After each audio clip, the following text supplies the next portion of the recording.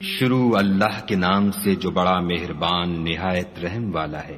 محمد مصطفیٰ صلی اللہ علیہ وآلہ وسلم ترش روح ہوئے اور منہ پھیر بیٹھے کہ ان کے پاس ایک نابینا آیا، اور تم کو کیا خبر شاید وہ پاکیزگی حاصل کرتا یا سوچتا تو سمجھانا اسے فائدہ دیتا۔ جو پرواہ نہیں کرتا اس کی طرف تو تم توجہ کرتے ہو، حالانکہ اگر وہ نہ سنورے تو تم پر کچھ الزام نہیں۔ اور جو تمہارے پاس دوڑتا ہوا آیا اور خدا سے ڈرتا ہے اس سے تم بے رخی کرتے ہو۔ دیکھو یہ قرآن نصیحت ہے، بس جو چاہے اسے یاد رکھے۔ قابل ادب ورقوں میں لکھا ہوا جو بلند مقام پر رکھے ہوئے اور پاک ہیں، ایسے لکھنے والوں کے ہاتھوں میں جو سردار اور نیکوکار ہیں۔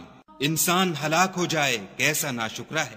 اسے خدا نے کس چیز سے بنایا؟ نطفے سے بنایا، پھر اس کا اندازہ مقرر کیا، پھر اس کے لیے رستہ آسان کر دیا، پھر اس کو موت دی، پھر قبر میں دفن کرایا، پھر جب چاہے گا اسے اٹھا کھڑا کرے گا۔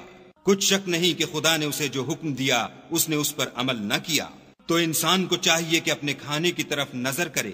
بے شک ہم ہی نے پانی برسایا، پھر ہم ہی نے زمین کو چیرا پھاڑا، پھر ہم ہی نے اس میں اناج اگایا، اور انگور اور ترکاری اور زیتون اور کھجوریں اور گھنے گھنے باغ اور میوے اور چارہ، یہ سب کچھ تمہارے اور تمہارے چار پایوں کے لیے بنایا۔ تو جب قیامت کا غل مچے گا اس دن آدمی اپنے بھائی سے دور بھاگے گا، اور اپنی ماں اور اپنے باپ سے، اور اپنی بیوی اور اپنے بیٹے سے۔ ہر شخص اس روز ایک فکر میں ہوگا جو اسے مصروفیت کے لیے بس کرے گا۔ اور کتنے منہ اس روز چمک رہے ہوں گے، خنداں و شاداں، یہ نیکوکار ہیں۔ اور کتنے منہ ہوں گے جن پر گرد پڑ رہی ہوگی اور سیاہی چڑھ رہی ہوگی، یہ کفار بد کردار ہیں۔